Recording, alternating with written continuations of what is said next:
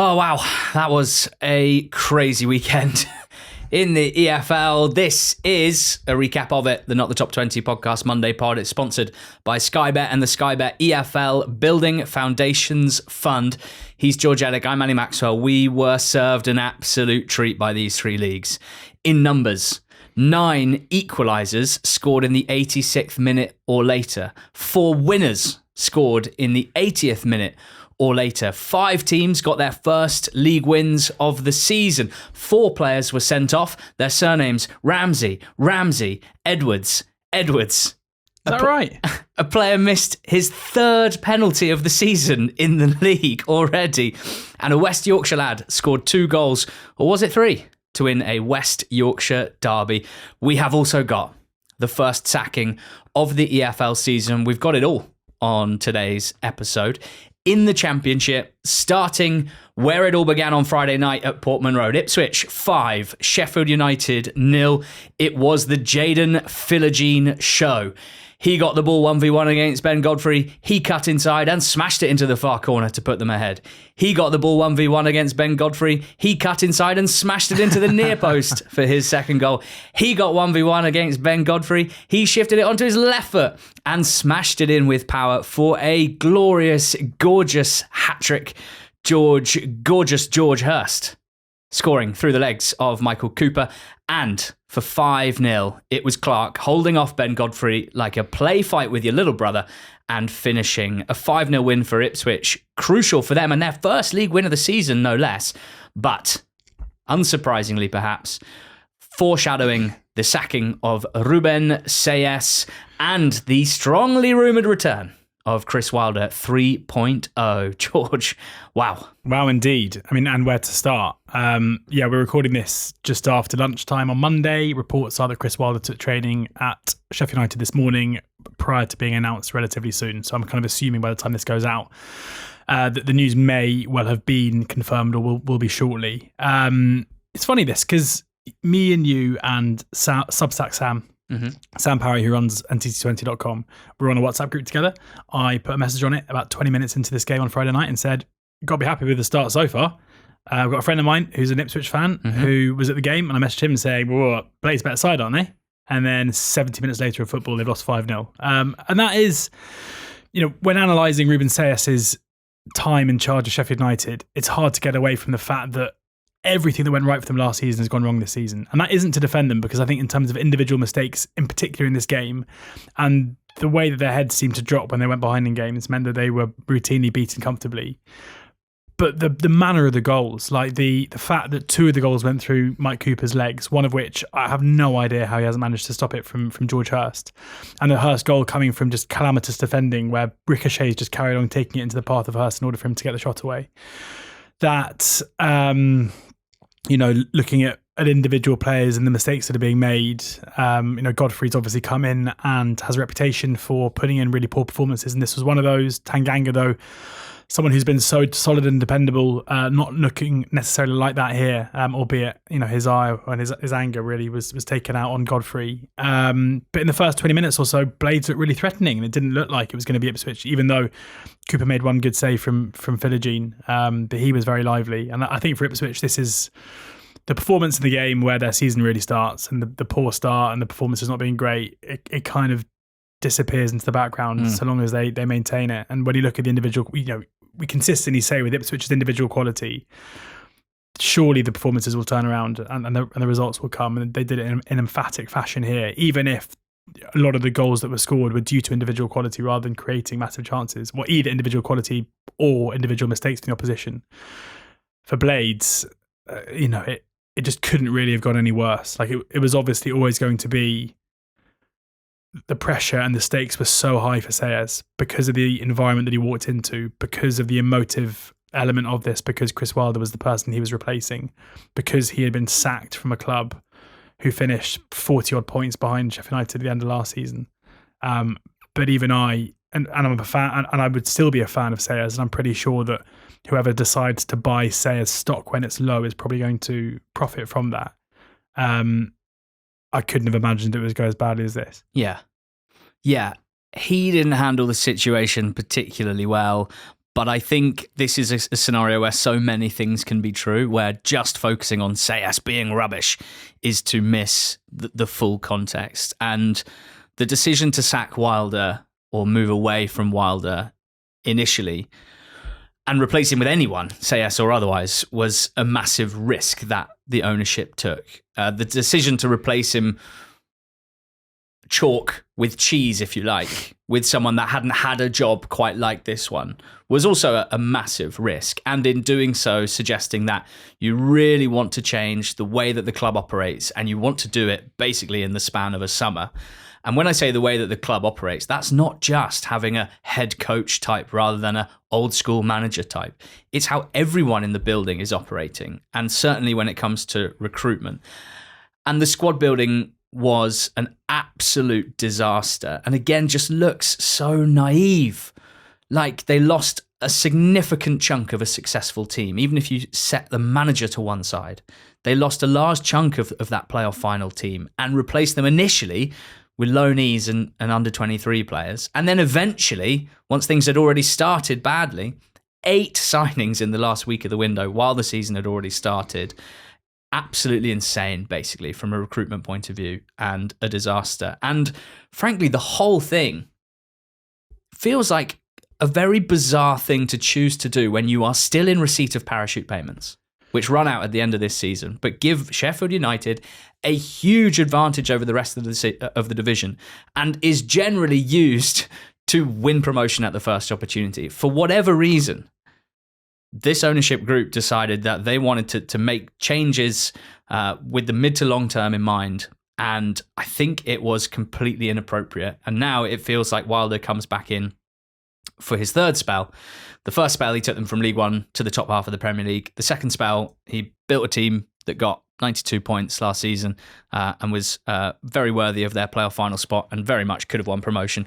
And now he joins a team that have 0 points from 5 games and have scored 1 goal.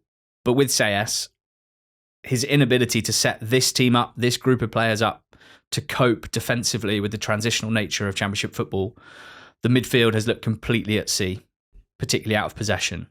From basically the first whistle of the season against Bristol City to the final whistle on Friday night, this team looked generally very, very poor and very, very vulnerable. And yes, they also happened to miss a lot of chances. I think it's 1 goal from 5.5, 6 XG, but not good enough, and changes made. And it's just, incredible storyline basically to start the Championship season.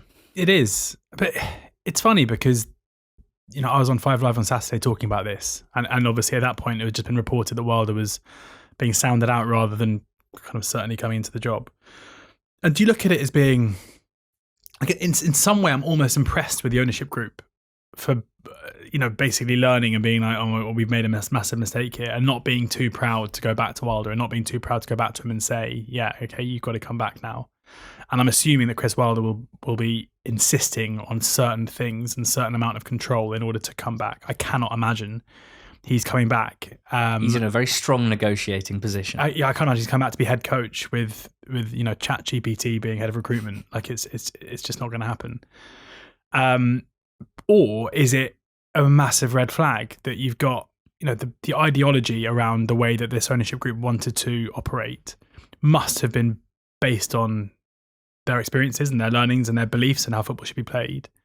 So to shelve that after a few weeks, like, is that just the grim reality of football where people go into it with these ideas of how it should be, and then when they actually experience it, it's probably somewhere in between. Maybe they've realised that actually tearing it up when it's in quite a good state is not the right time to do that. And actually bringing Chris Wilder in and letting this cycle take its course, learning a lot about what it is to own a football club and how to run a football club in the interim period.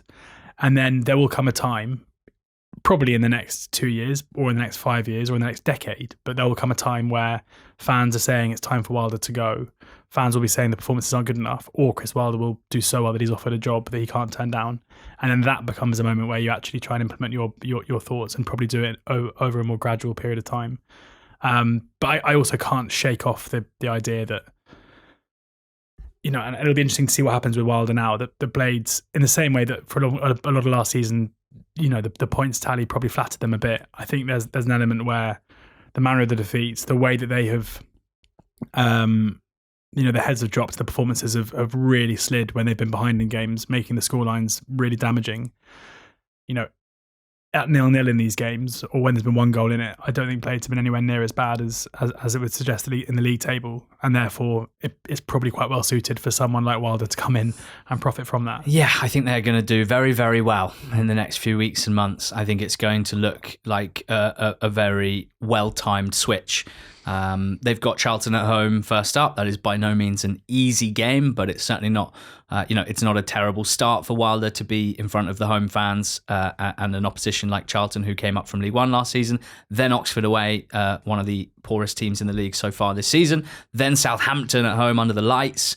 Then Hull away, who've been one of the poorer teams in the league this season. Then Watford at home, and then Blackburn away. So I would not be surprised for a moment if Sheffield United have a lot more than 0 points after 10 or 11 games. Alan Biggs, the pillar of Sheffield football journalism, tweeted that Chris Wilder is likely to revert to his previous contract, which I love. What? I love the idea that they've just fished out the bin and been like, okay, can we just smooth it out and you can sign that one again? Wow, okay. I said he was in a really strong negotiating position, well, but it doesn't feel like it. I think he's just taking the same contract he had before. We had a conversation about this on the Dub, the BBC Oxford podcast I do with Ben Perkis, who was formerly what is it called? The PFA, chairman of the PFA. Yeah, PFA chairman. And he was making the point that with severance pay, it often works out that it's offset even when you join a new job. So he will be in a very strong negotiating position where he can be like, yeah, well, you can pay me this, but also I'm due that as well. So Stoke City had a good weekend. They beat Birmingham by 1-0 at home. This is a Stoke side that started the season with 3 wins, home to Derby, then away at Sheffield Wednesday and away at Southampton, of course. They lost before the international break, 1-0 at home to West Brom to a set-piece goal, a bit of a goalkeeper error, if you remember, from Johansson. And they won this one at home to Birmingham, deservedly so, but also with a goal from a set piece. And Georgia, I doubt we'll see a loopier header all season than Bosun Lawal's winner for Stoke. No. Came down with snow on it. Yeah, it went very high. I think he must have meant it though as well. I don't think it's a case of just getting it back in the area when you see the way that he... I mean, given how well he played in this game, I will certainly be suggesting he meant it because also, he was excellent. I reckon one of the worst celebrations of all time, where he's gone over to the corner flag and played like an air guitar. Yeah. Played like a guitar, I should say. It's not air, it's a corner flag. And it's pretty obvious he's never held a guitar before. Right. If he did that to a guitar, it's going to make a very weird noise. Very, very floppy wrists. But Stoke were really impressive here. I looked at the game and what happened and the shot map and everything, and it looked to me like a kind of classic. One team scores from a set piece. Both teams have a few half chances, and the set piece goal decides it. But Stoke were really good value for their win. They were by far the better team in the first half. They created plenty of chances, and even from kind of, I guess, more difficult chances, came much closer to scoring than Birmingham did. Sorba Thomas hit the woodwork with a strike at the near post that I think got was kind of well saved, even though it wasn't given as a corner. By Allsop, but Birmingham just look a shadow of the team we saw early on in the season, especially from an attacking perspective. They're still pretty solid at the back, but 7 shots total, 4 of them blocked and 3 of them off target. Yeah, and the execution of the chances they had was not particularly impressive. Good teams lose games, good teams go on bad runs. Last season Birmingham had, in I think October, lost a couple of games in a row and ended up breaking the League One points record. Like it's in the same way that you don't get carried away early on, even if maybe 2 guys sitting here might have done. The last 2 defeats don't make them a poor side, but they definitely seem to have lost that bit of sparkle that really made them stand out on opening day against Ipswich, against Sheffield United in the Cup, where the attacking play and the way that they attacked suggested they were just a very, very slick and effective football team. Whereas now it looks like they're kind of struggling to break teams down, which is interesting. But I think the headline here has to be Stoke, who are currently answering every question posed to them. Manhoof down the right is just consistently causing teams a massive problem. Mabamba up front in the same. It's just leading the line really, really effectively and causing goal threats. Sorba looks fit and effective. Whether they've got the depth, we'll have to see as the season goes on. But right now, whenever Stoke are asked a question, they seem to have the answers. Yes, they do. Thomas Rigo made his first start for Stoke here. Midfielder, Slovakian, 23 years old, signed from Baník Ostrava. I want to mention him because one of our mates watched him play for Slovakia at the 21s Euros last summer. He's a 7 caps for the senior team, but I think they sent him to the Euros. Well, they didn't send him. They were the home nation. He represented Slovakia at the Euros, and my mate who watched him sent me a message saying, "This guy Slovakia have called Rigo. I reckon will play for Barcelona one day." So wow, I couldn't help but notice when he turned up at Stoke that, you know, wrestling Rigo off Barcelona is very, very impressive. I don't think there's any suggestion that Barca actually had him on the radar, but this is a mate of ours who may have had quite a few Slovak beers at the time, but whose eye I generally trust. Had a look at the Stoke numbers with 5 games in. I don't want to put too much on it, but XG-wise, they're not like absolute standout towards the top of the table, but the numbers are very positive, I would suggest. They've got an interesting efficiency thing going forward where only 6 teams have had fewer shots than Stoke so far this season. So not high volume shooting, but only 3 teams have had more shots on target. So a lot of credit going to the forward players. Mbama and Manhoef and Thomas have looked electric, and all of them as well with their shooting have been impressive and dangerous. Defensively is where they're probably most impressive and where they had the biggest room for improvement on last season. Only 3 teams have faced fewer shots on target. So that's a really good sign for Stoke. If they could maintain that level of kind of shot suppression while having Victor Johansson in goal, saving a very high proportion of them, they should be in good shape defensively and for clean sheets and 0s and 1s and all that important stuff. Obviously, their only defeat so far came with a very rare Johansson error. And I couldn't help but think on my way here, George, that Mark Robins doing a really, really good job. There are lots of people that won't be surprised about that. There's also, in the fallout of his spell with Coventry, you got a little bit of, him and AD Viviash not together anymore. Was there a falling out? Is there bad blood? We're not really sure, but it all ended. And it was a little ugly with the way that it kind of played out and was described in the end by Doug King. And a lot of people suggesting that maybe Viviash added a lot to Robins and should take a large proportion of the credit for Robins' amazing job at Coventry. So it's a nice subplot to this, that Stoke have started brilliantly with Mark Robins, I think, being assisted by James Rowberry, former Newport County coach, whose Newport team we were very keen on. And AD Viviash is now working for the devilish Rob Edwards at Middlesbrough. Devilishly handsome. Well, not just devilish. I think you knew what I meant when I said devilish. Whoa. And yeah, it is like a sort of long-term, like a very successful 30-year marriage. They successfully raised their offspring in Coventry City from League Two to the cusp of the Premier League and Wembley semi-finals. And then they've moved on from each other, and they both seem invigorated, if anything, from the change. And I think that's quite nice. And a nice subplot, of course. Stoke starting the season so well. 4 wins from 5 games. Their best second-tier start since 78-79. And Borough, of course, still unbeaten after a late equaliser at Preston. Unbeaten in their first 5 with the same record as Stoke. And that's the 3rd time this century they've done that. More on Borough in just a second. But big away win for Bristol City in Sheffield. Once again, they went to Bramall Lane on opening weekend and won 4-1. They went to Hillsborough this weekend and won 3-0. The star, Anis Mehmeti, with a goal and assist. Although, if you listen to some really smart Bristol City fans, they'll tell you that it was actually Mehmeti's selfishness once they were 3-0 up that cost them scoring 4, 5, potentially 6 here, because it was 3-0 in the first half.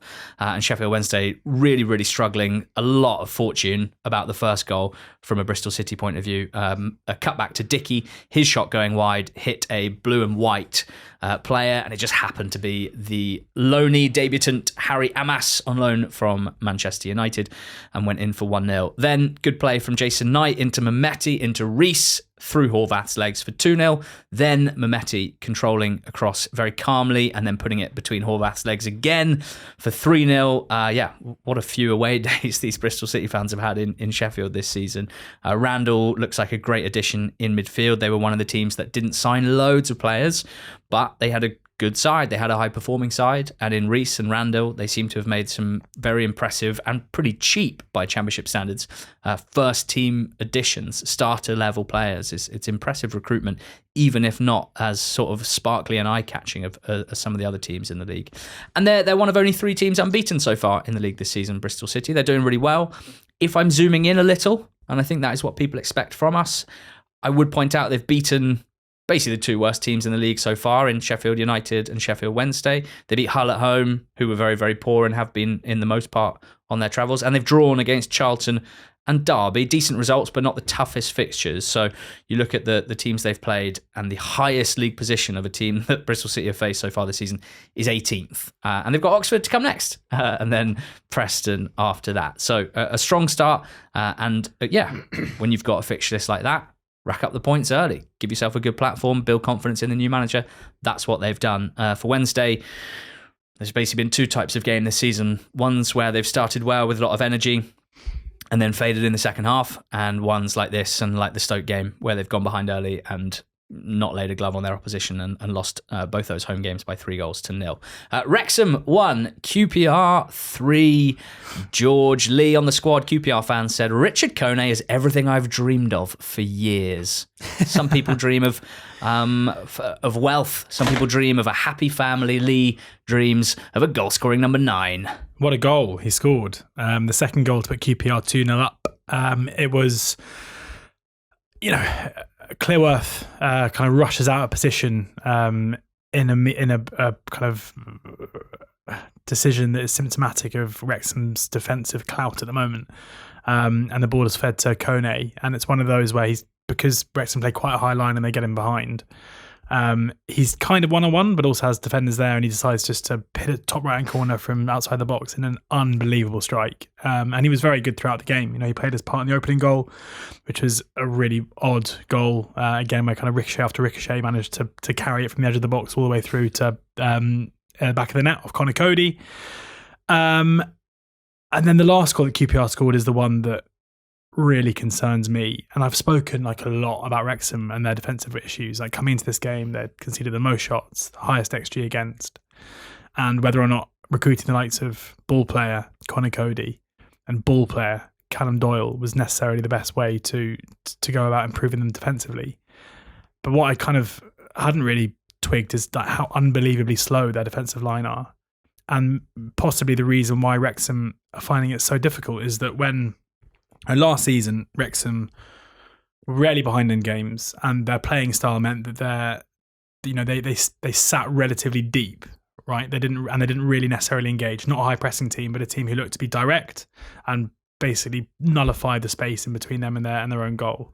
They can't really do that. They're finding themselves behind more often in games, which means they have to step out. And there aren't many strikers in the league quicker than Rubén Sellés, but the foot race between him and Conor Cody for the third goal is kind of staggering, where it looks like such an innocuous clearance from QPR. You can hear, I've watched the extended highlights on the Wrexham because I love the commentator, and I've also watched the ITV highlights too, and both times the commentators are just caught completely out, because the assumption is Conor Cody's just going to pick up this loose ball and boot it back the other way it's come. Yeah. But given what must be like a 10-15 yard head start on a 30-yard race, Bramall beats Conor Cody there.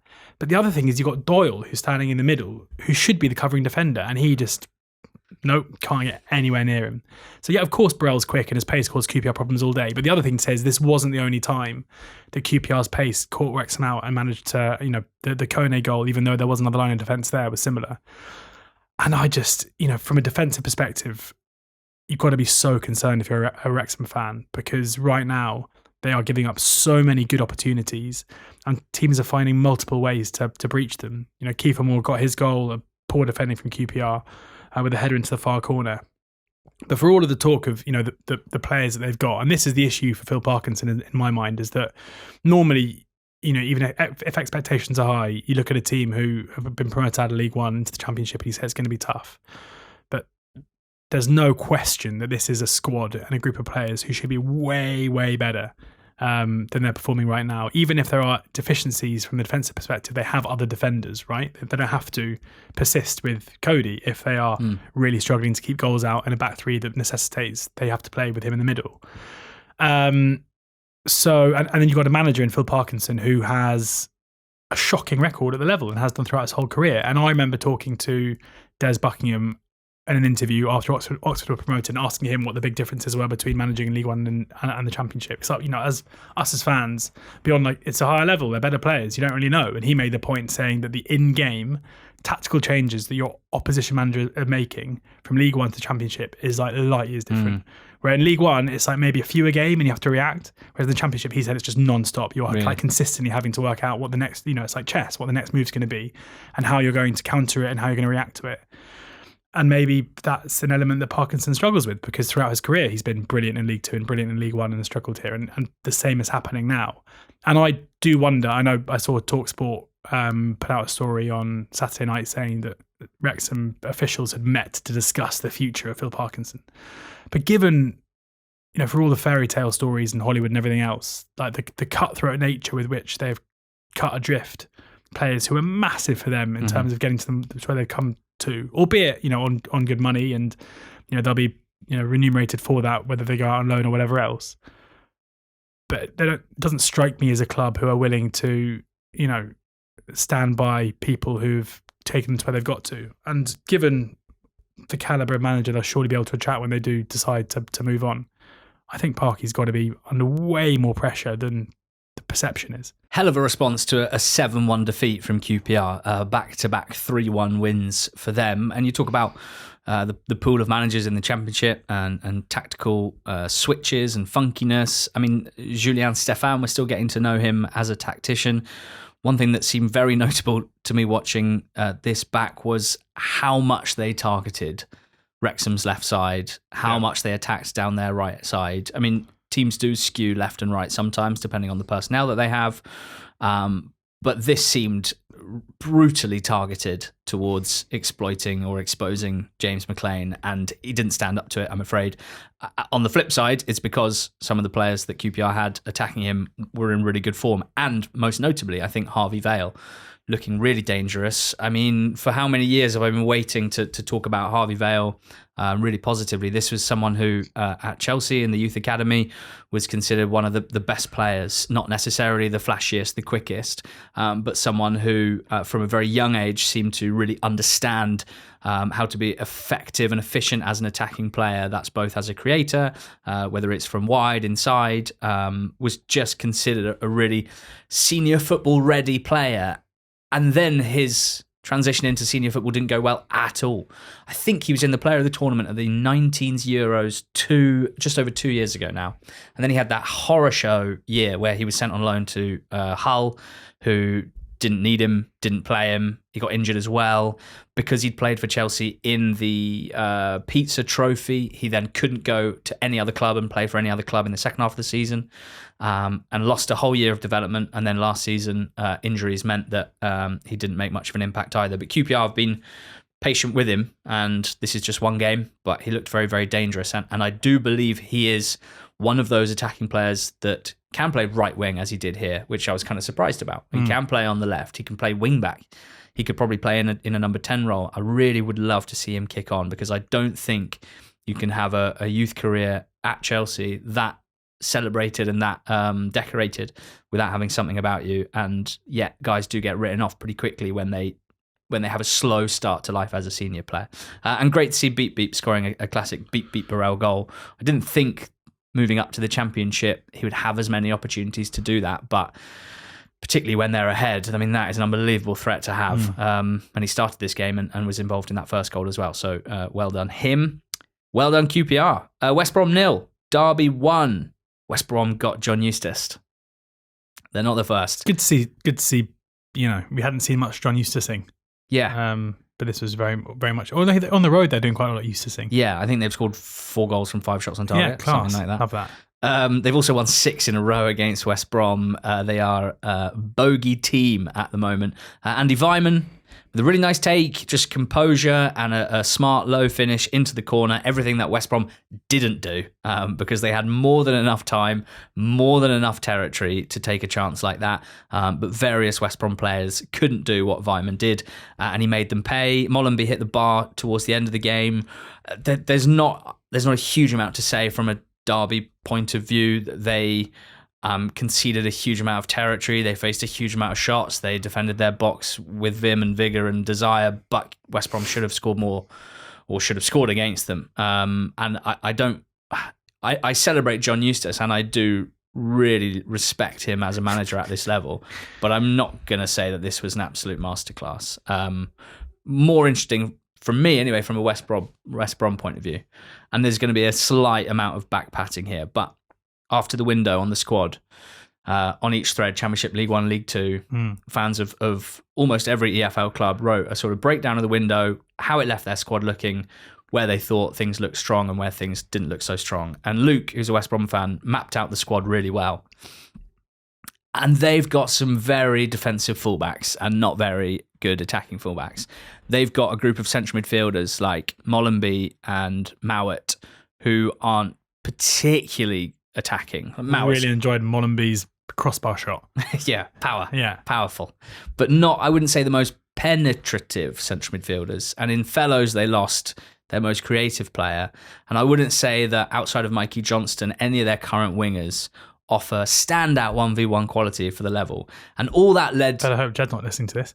Well, he offers a lot of quality, but not really 1v1 quality, I would suggest. And I'll talk to him about that when he's on the pod in a couple of weeks' time. Jed, do you feel like you don't have any 1v1 quality anymore? Yeah, we can have some honest discussions. And yeah, I just wrote to Luke, I think you're going to have some horrendously frustrating games trying to break down deep defences and try and come back from a goal down because of the squad that you have. And I think we saw it here. They're going to be asking a lot of Isaac Price, who, in fairness, still looked pretty lively here. So, great win for Derby. Great away win as well for Blackburn, George, at Vicarage Road, 1-0 against Watford. Less is more. Morishita. Yeah, he was a standout player, their new signing. He scored the all-important goal in the game with a really well-taken goal. That's actually a lovely move. Cantwell into Ahashi around the corner, slight deflection, and Morishita finishing off really nicely. He hit every goal they score is great. Yeah. And you just think, why aren't you doing it more often? This is what I kind of think with them, where like, obviously we don't know a great deal about Morishita. He's just come into the club, but he looks very lively, and he hit the woodwork with an unbelievable left-footed strike early in the game. But like, I still think that Todd Cantwell is, you know, if you were going to make a list of the 10 footballers in the Championship who are probably over the age of like 23, so we kind of know their level, like he's got to be in that list in terms of like talent and where their career could have gone and where it like almost did go. Like there was a time where he was being coveted by, well, reportedly by some of the biggest teams in the Premier League, and that obviously hasn't happened. But he's still a very, very good Championship player who seemingly Blackburn were only able to sign because there were doubts about him off the back of his time at Rangers. But you know, in terms of talent and ability, there aren't many better than him, and he's showing that pretty regularly for them. And any of the issues that other fans of clubs have had around his work ethic and attitude haven't really been shown at Blackburn, where he looks like he's loving life and enjoying it. And I think when you have him in basically on the ball more often than anyone else in the opposition's final third, it's going to mean that you do look really good sometimes. Ahashi, we know, is a very clever striker, someone who links play very well, but also scores goals. Yeah, I mean, this was a game where they were probably deserving winners against a Watford side who I'm still struggling to kind of piece together so far. Watford fans very much suggesting that this was some sort of Petzolano disaster class. Not for the first time, a formation and a team selection that they wouldn't have predicted, and in this instance obviously led to or contributed to a limp display. Dave Walker, our friend and colleague, couldn't believe that neither of us picked Watford for good month, bad month. 9 points at the very least, he said. Hasn't got off to a great start. Yeah, I don't know what to make of Watford at the moment. It feels like their moments of real excitement and quality this season have come thanks to two magnificent free kicks from a 19-year-old, which is really fun. But in terms of actual like longevity and sustainable quality, it's not really the way you want to be relying. So, and Petzolano, as is always the case with new managers to the league, you're looking for a bit of a spark. And like, you know, you spoke a second there about QPR and Julian Stefan. We're still learning about him, but in the last couple of games, we're seeing what his teams are about and what he's looking to offer. With Petzolano, I'm basically still none the wiser as to what we're expecting beyond the reports that came in the summer. But he does guarantee promotion from any second tier that he manages in. Well, there you go. So it's going to be a hell of a journey from this point. Yeah, exactly. So, for a slight concern about Watford at the moment. I mean, with Blackburn, it kind of feels like negativity off the pitch, and they're playing. It's like, oh yeah, okay, no, they're right. I agree. It's been the case for about 3 years. Yeah. And fair play to Hayden Carter and Scott Wharton, who came in to play centre back here. They sold Hyam on deadline day. McLaughlin suspended after his red card against Norwich. They both played really well, particularly Scott Wharton, picked out by David on the squad. 10 out of 10 performance from Wharton in his first Championship start for 17 months. Wow. When Adam Wharton left for the Prem, did Scott Wharton go like, well, I'm not playing any Championship games, out in some sort of brotherly protest? Didn't put a foot wrong. Every header and challenge was won, calm and composed on the ball. That is genetic, of course. And lastly, for Rovers fans, calm and composed on the ball is a Wharton thing. Yeah, it's good. You should see their other brother. He's a good player. He's not getting injured. They're like the McEachrons, but with a bit more size. We'll get on to them. Yeah. Lastly, for Rovers fans, and you might be doing this already, but just in case, suggestion for, it's not even really a chant, it's a post-match celebration thing, which you could have done at Vicarage Road. You might have done, but I don't think you did. Basically, you know how it's like players go over and they do their fist pumps. It's like, wait. Weirdly, should we tell everyone that you do that to me at the end of every podcast? Yeah. I think it's the correct way to finish a podcast or a football victory. What I'd like to see is young Morishita sort of hang back, and they give it, and then he runs up, and instead of fist pumps, he mimics a goalkeeper taking a goal kick, and they go, Morishita! That'd be good. Or he runs over and does really quiet fist bumps because less is more. Less is more. More is Shita. 1-0 Blackburn. Then we had 6 draws in the Championship. I don't think we've ever had 6 draws before, and we don't really know what to do about it because we don't tend to talk about draws for very long on account of neither team having won them, points shared and stuff. But 4 of the 6 of them had late equalisers. So I think we'll whiz through and just rank the 4 late equalisers. Okay. Preston 2, Middlesbrough 2, late equaliser from Hansen. Not Alan Brown, Hansen in the 92nd minute. His shot bobbling over the line. Brown almost got a touch, but didn't. It was almost not quite over the line, but I think it was. It was a fantastic game, and Preston at home at the moment, really impressive. They've beaten Ipswich, they've beaten Leicester, and they almost did the league leaders here as well. Dobbin with a lovely goal to put Preston ahead. It was very Morgan Rogers-esque, that. The really quick, skillful wide player that's now playing in basically a number 10 or striker role, picking it up centrally and doing a quick dribble and smashing it in the top corner. Huge shout out for Hugh Davis, for any young dads out there who just posted on our WhatsApp group, wind the Dobbin up, jink, smack, goal off the which is a reference to wind the bobbin up, and a nursery rhyme that you will soon be very, very aware of. Matt Targett equalised with Borough's first shot on target. Nipan with a really nice bit of play in the build-up. Also really nice PSA after our Kyogo pronunciation. Nipan we're going for. We're struggling with the Y, the letter Y. Neeps and tatties. Don't mind if I do. Jordan Storey had put Preston 2-1 up with a thumping CB header from a set piece, only for Hansen to equalise. That was pretty good scenes in the Borough away end, albeit Rob Edwards did give some fans a bit of a telling off for jeering Morgan Whittaker / cheering the fact that he was being subbed off. We're a family, and if we're going to achieve anything, we need to do it together, said Rob Edwards to the Borough fans. Swansea. Is that what families? Is that true? Yeah. No family's ever achieved anything. Don't you literally? Fractured. Don't you have to leave your family in order to go and achieve stuff? Oh, like you have to move out. Oh, so I'd say if you're a family, it's like, yeah, sorry, Morgan. You're saying you can't. It's time for you to go and spread your wings. You're saying you can't achieve anything from your mum's basement. Isn't that what we built our whole brand on? Talking about XG in our parents' basements. Yeah. Swansea 2, Hull 2 saw John Egan chucked up top and smashing home a loose ball on the half volley to equalise for Hull in the 97th minute. I feel like from a neutral's point of view, Hull games are just worth a watch at the moment because they can't defend, but they're pretty fun going forward. On our paid subscribers only podcast last week on ntt20.com, I said to George when we talked about Swansea, well, Vipotnik and Ronald aren't going to score in every game, are they? And they both scored for Swansea here, but they couldn't hold on. A classic Giles cross for McBurney was Hull's first goal. Yalkuye and Inusa with some nice play in the build-up to Ronald's goal that made it 2-1. But Egan up top couldn't be denied, and that was 2-2. Coventry 1, Norwich 1.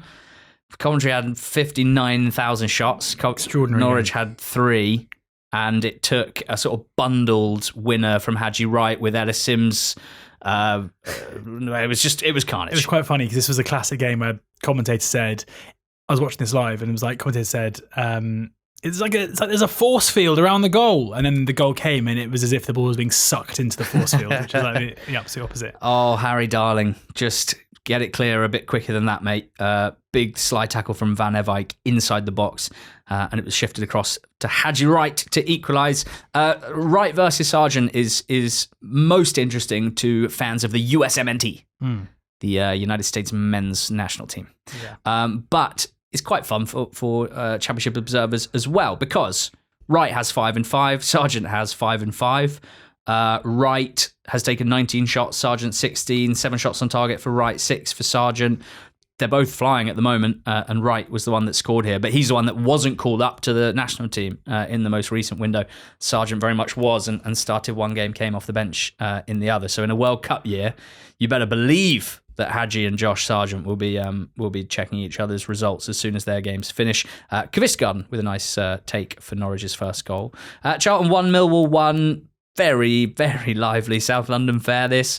A sweet Sonny Carey strike had Charlton ahead, and they were looking pretty good for it until Kane Ramsey just got a bit overexcited after putting in a big slide tackle on Imaku.